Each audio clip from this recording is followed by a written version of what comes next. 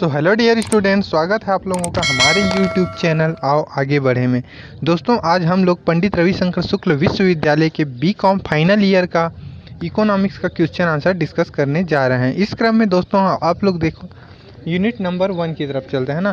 तो unit number first में जो प्रश्न क्रमांक 1 है उसका आंसर डिस्कस करने जा रहे हैं। तो उसका क्वेश्चन क्या है जी? उसके सबसे पहला क्वेश्चन है मुद्रा के कार्य, है ना। तो मुद्रा का क्या कार्य होता है तो उसको आप लोगों को बताना है कि किस प्रकार से मुद्रा का यूज़ होता है। ओके, तो ये आप लोगों के सामने स्लाइड बाय स्लाइड शो हो रहा है। तो जैसे कि परंपरागत या स्थैतिक कार्य बताते हैं, उसके बाद विनिमय का माध्यम होता है ना। तो जिस प्रकार से एक्सचेंज का ये माध्यम होता है, इसके बदले हम लोग वस्तुएं खरीदते हैं, है ना। परंपरागत या तो यही अपना तो मुद्रा का मेन काम होता है ना। इसीलिए तो क्या बोलते हैं, करेंसी का यूज़ किया जाता है। मूल्य के मापन का कार्य किया जाता है ना। तो आप लोग देख रहे हैं जैसे कि मुद्रा का यूज़ हमारे समय में बहुत प्राचीन काल से होते आ रहा है। तो उस हिसाब से आप लोगों को ये जो आंसर दिया गया इकोनॉमिक्स की भाषा में, उसको आप लोगों को नोट डाउन करते जाना है ना। जैसे कि यहाँ पे एक मेज की कीमत है जैसे कि 7,000 रुपये। तो ये मूल्य का निर्धारण करता है ना, वस्तु की। फिर क्या है, बाकी भुगतान का आधार होता है। गौण कार्य जो कि आर्थिक जीवन के विकास के होने पर किए गए हैं उनका है। फिर मूल्य का संचय। तो मूल्य का संचय मनुष्य क्यों करता है? मूल्य का संचय, है ना, अपने दैनिक आवश्यकताओं की पूर्ति करने के लिए, फ्यूचर के लिए मूल्य का संचय करके रखता है। ओके। फिर आकस्मिक कार्य जो कि अति विकसित अर्थव्यवस्था में ही किए जाते हैं। तो आकस्मिक कार्य क्या क्या है, मतलब उसको आकस्मिक कार्यों के लिए संचय करके रखा जाता है। तो ये अति विकसित राष्ट्रों में जहाँ पे पूंजी की मात्रा ज़्यादा होती है ना मुद्रा की, वहाँ पे संचय करके रखते हैं। तो ये क्या है, उसके प्रकार है। राष्ट्रीय आय का वितरण, है ना। फिर नेक्स्ट क्या है, साख का प्रभाजन। फिर क्या है, अधिकतम संतुष्टि। तो ये उसके क्या है, टाइप है ना। फिर दोस्तों अगली स्लाइड की ओर चलते हैं और देखते हैं क्या है। तो यहाँ पे देखेंगे आप लोग मुद्रा का प्रवर्तिक कार्य है। तो वो उसके कार्य क्या है, स्थैतिक कार्य। तो स्थैतिक कार्य, मुद्रा की स्थैतिक कार्यों को परंपरागत स्थिर तकनीक निष्क्रिय की कार्य भी कहते हैं, है ना। फिर नेक्स्ट देखते हैं प्रावैगिक कार्य। तो प्रावैगिक कार्यों में आप लोग यहाँ पे देख रहे हैं मुद्रा का किस प्रकार से उसका यूज़ होता है ना। मुद्रा कीमतों की मान्यताओं में स्फीति तथा संकुचन की स्थिति उत्पन्न कर देती है। तो ये अपना मुद्रा का वो टोटल मतलब आंसर हो गया आप लोगों के लिए। तो किस प्रकार से मुद्रा यहाँ पे उसका डेफिनेशन दिया गया है, उसको आप लोग नोट डाउन करते जाइए। फिर दोस्तों चलते हैं अगले प्रश्न की तरफ। इस क्रम में हम लोग देखेंगे यूनिट नंबर 2। तो यूनिट नंबर 2 क्या है जी? उसका प्रश्न क्रमांक 2, उसका आंसर हम लोग अभी डिस्कस करेंगे। इसका प्रश्न है विकास बैंक। तो डेवलपमेंट बैंक क्या है? विकास बैंक ऐसे वित्तीय संस्थान होते हैं जो कि उद्योगों की न सदस्य व दीर्घकालिक व निम्न वित्तीय प्रदान करता है ना। तो उसकी परिभाषा दी गई है।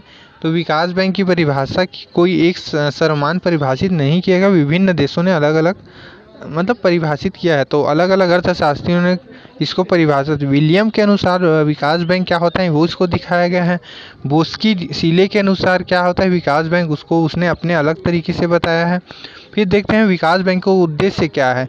तो इनका सबसे पहला उद्देश्य होता है विकासोन्मुख उद्देश्य होता है ना। फिर से उसका फिर नेक्स्ट क्या है उद्देश्य, माध्यम व दीर्घकालिक पूंजी। ओके।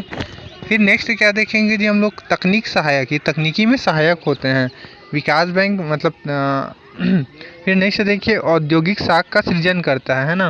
तो उद्योगों के लिए साख का सृजन करता है ना। उनको ऋण प्रोवाइड करता है, नव प्रवर्तन कर इसका वो है विशेषता है ना।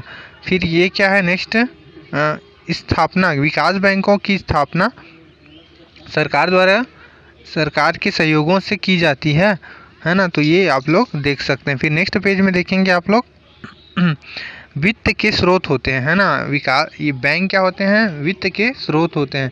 पूंजी बाजार का गतिविधि का नेतृत्व करता है। ओके। तो क्या कैपिटल मार्केट के उसके गतिविधि का नेतृत्व करता है। विकास बैंक के कार्य देखते हैं। ओके। इसका क्या है, उद्भव, इन बैंकों का उद्भव अंतराल पूर्वकों के रूप में हुआ है। ओके। श्रम की प्रकृति देखते हैं तो इसकी विकास बैंक की क्या है, श्रम की प्रकृति है। वित्त प्रबंधन की विधि है। फिर नेक्स्ट है श्रम के उद्देश्य, श्रम के क्या उद्देश्य उसको दिखाया गया है। फिर क्या है, वित्त के स्रोत, वित्त के स्रोत होते हैं कौशल विकास करते हैं, सामाजिक लाभ होता है इसका। तो इस प्रकार से आप लोग इसको आंसर लिख सकते हैं अपने आंसर शीट में, है ना। फिर चलते हैं नेक्स्ट स्लाइड की ओर। इसमें विदेशी मुद्रा का अर्जन भी करता है विकास बैंक। फिर क्या है, उपक्रमियों का विकास करता है, तकनीकी में सहायता करता है। तो ये उसके कार्य हो गए क्या, विकास बैंक के, डेवलपमेंट बैंक के। फिर नेक्स्ट क्या है, समन्वयात्मक कार्य करता है। ओके, तो ये कोऑर्डिनेशन का भी कार्य करता है, इसको आप लोग आंसर कीजिए। फिर नेक्स्ट देखते हैं यूनिट नंबर 3। यूनिट नंबर 3 में आप लोग देखेंगे प्रश्न क्रमांक 3 का आंसर आप लोगों के सामने आ रहा है। तो इसका आंसर, ये प्रश्न क्रमांक 3 का आंसर देखेंगे, जिसमें से सबसे पहले प्रश्न क्या है ये देखते हैं। ओके, तो ये बैंकिंग नियमन के अधिनियम में बैंकिंग कंपनियों के एकीकरण तथा विपणन के प्रावधानों की विवेचना करना है, रूपरेखा बताया गया है। तो बैंकिंग विनियमन अधिनियम है, प्रमुख प्रावधान है उसके, है ना। तो सबसे पहले अधिनियम को देखते हैं ना। तो बैंकों को मतलब रेगुलेट करने के लिए जो अधिनियम बनाया गया था 1905-6 की बैंकिंग, तो ये आप लोगों को सन 1934 में रिजर्व बैंक की स्थापना की गई थी, है ना। 1 अप्रैल 1934 में, वही इसको नियामक है, रेगुलेटर वही है। प्रमुख प्रावधान क्या क्या गया है इसका, नाम, क्षेत्र तथा तिथि, ये क्या बोलते हैं इस अधिनियम का जो धारा है ना उसमें उसके पहले में प्रारंभिकी में उसका नाम बताया गया। फिर बैंकों का व्यवसाय, बैंकों का क्या व्यवसाय होगा उसको यहाँ पे नेक्स्ट क्या बोलते हैं धारा में दिखाया गया इस अधिनियम के। तो यहाँ पे अपन को पूरा जो एक्ट है ना, बैंक रेगुलेटरिंग एक्ट के बारे में पूरा डिस्कस कर रहे हैं। तो उसके अंतर्गत इसके धाराओं को मेंशन किया गया है कि इसके धाराओं में कौन कौन सी प्रबंध किए गए हैं, है ना। तो प्रबंध व्यवस्था है नेक्स्ट। फिर क्या है, प्रदत्त पूंजी एवं सुरक्षित विधियाँ। फिर अधिकत प्रार्थिक एवं प्राकल पूंजी। फिर नेक्स्ट है मताधिकार, है ना। तो धारा 12(4) के अनुसार प्रत्येक अंशधारी को अपनी अंश पूंजी के अनुपात से ही मत देने का अधिकार होता है। फिर लाभांश वितरण पर प्रतिबंध। फिर नेक्स्ट टॉपिक वो क्या है, साझे संचालकों पर रोक। मतलब धारा 16 के अनुसार यहाँ पे मतलब इसको बताया गया है साझे संचालकों को। फिर क्या है, सुरक्षित कोष, बैंकों की आर्थिक स्थिति को दृढ़ करने के लिए, है ना, इसका सुरक्षित कोष बनाया गया है। फिर लाइसेंसिंग की व्यवस्था की गई है ना। तो धारा 22 के अनुसार लाइसेंसिंग रखा गया है। फिर देखते हैं नेक्स्ट क्या है, लेखा एवं अंकेक्षण। ओके, तो लेखा एवं अंकेक्षण प्रत्येक बैंकों को 30 सितंबर एवं 31 मार्च तक को 6 माही लेकर तैयार किए जाते हैं। फिर अगले प्रश्न की तरफ चलते हैं जी। तो इस क्रम में देखते हैं कि यूनिट नंबर 4। तो यूनिट नंबर 4 में प्रश्न क्रमांक 4। तो प्रश्न क्रमांक 4 का आंसर यहाँ पे डिस्कस करने जा रहे हैं। तो इसमें से प्रश्न क्रमांक 4 क्या है ये देखते हैं। इसमें है क्षेत्रीय ग्रामीण बैंक को प्रगति एवं उपलब्धियां, है ना। तो क्षेत्रीय ग्रामीण बैंक की प्रगति एवं उपलब्धियों को देखना है, यहाँ पे रूपरेखा बनाया गया है। तो क्षेत्रीय ग्रामीण बैंक के उद्देश्य क्या क्या होते हैं उसको बताया गया है। तो एक्चुअल में क्षेत्रीय ग्रामीण बैंकों का किस उद्देश्य के लिए बनाया गया है कि ग्रामीण इलाके में शाखा की सुविधा उपलब्ध कराना, इस स्पेशली कृषकों के लिए, है ना। तो कृषकों के लिए आसानी से ऋण उपलब्ध कराना, उनके लिए शाख मुहैया कराना, है ना, उनको ऋण देना तथा उनके फसलों को खरीद कर क्या बोलते हैं विपणन की सुविधा मतलब उपलब्ध कराया गया है ना। सहकारी समितियों ने ग्रामीण बैंकों को मर्ज करके मतलब जोड़ के उनके माध्यम से उनको मतलब विपणन करने के पश्चात वहीं से उनको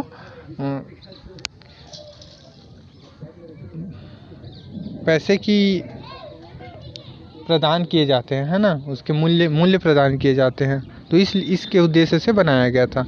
कमज़ोर वर्ग को वित्तीय सहायता, है ना। तो जैसे कि इन बैंकों द्वारा लघु एवं सीमांत कृषकों की भूमि के आधार पर इन लोगों को ऋण दिया जाता है, उनको पूंजी सहायता दिया जाता है।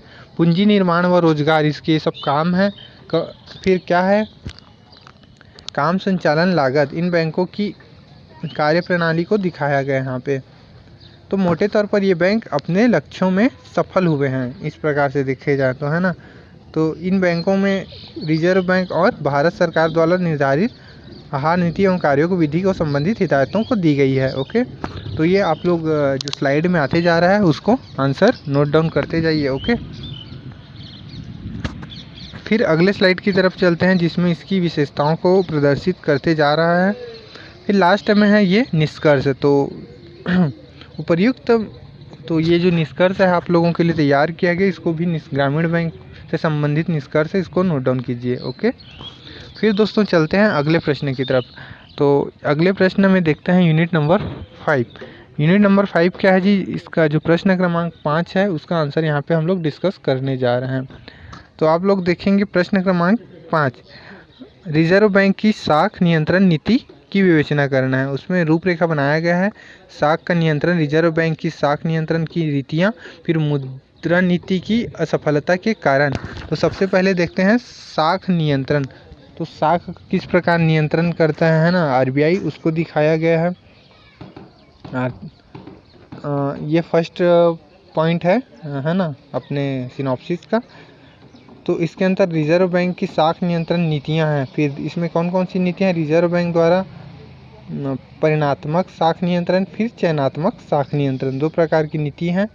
तो इसमें परिणात्मक में देखते हैं तो बैंक दर है इसके नियामक के लिए, खुले बाजार की क्रिया है ना, बैंक रेट के तैयार करके इसको नियामक किया जाता है, खुले बाजार की व्यवस्था है, परिवर्तनशील नगद आरक्षण की व्यवस्था है, वैधानिक तरल कोष है। फिर चयनात्मक साख नियंत्रण में हम लोग देखेंगे, उसमें चयनात्मक साख है ना, सेलेक्टिव साख नियंत्रण को बोलते हैं इसको। इसमें क्या है, उच्चतम सीमा का निर्धारण, फिर विभेदन ब्याज की दरें, है ना। तो विभिन्न ब्याज की दरें इसमें तय की गई है जो इसको नियंत्रित करते रहती, इसको कम ज़्यादा करने के अनुसार पे, है ना। फिर देखते हैं ऋणों पर प्रतिबंध, साख की राशिकता, है ना। फिर नेक्स्ट है साख सीमा का निर्धारण, ऋणों पर प्रतिबंध, साख का राशनिंग, फिर साख सीमा निर्धारण। तो ये उसकी नीतियां हैं जो आप लोग देख रहे हैं। फिर देखते हैं साख नियंत्रण नीति के क्या बोलते हैं, असफलता के कारण है। साख नियंत्रण नीति कैसे असफल हुआ उसके कारण है यहाँ पे बैंकों के पास नगद कोषों की, फिर गैर बैंकिंग संस्थाओं पर नियंत्रण न होना, अंतर्राष्ट्रीय मौद्रिक संकाय, देश में पूंजी बाजार का होना, ये सब क्या है उसके असफलता के कारण है। इस क्रम में और देखेंगे काले धन का व्यापक चलन, है ना, मुद्रा बाजार की धीमी विकास। तो ये सब इसकी क्या है, असफलता के आप लोग कारण देख रहे हैं, है ना। तो ये उसका निष्कर्ष तैयार किया गया, फिर ये एंड हो गया। तो दोस्तों ये हमारा YouTube चैनल है, आओ आगे बढ़ें। इसको वीडियो को लाइक करें, चैनल को सब्सक्राइब करें और अधिक से अधिक दोस्तों के साथ शेयर करें। So wish you all the very best जी। आप लोगों का दिन अच्छा हो, आप लोगों का पेपर अच्छा जाए। Thank you.